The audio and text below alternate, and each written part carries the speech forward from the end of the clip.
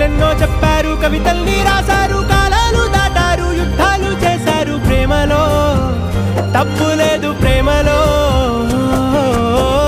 వేల వేల వెన్నెలంత నీదవాలి వెలుగునంత మోయమంటే నేను ఎంత రే.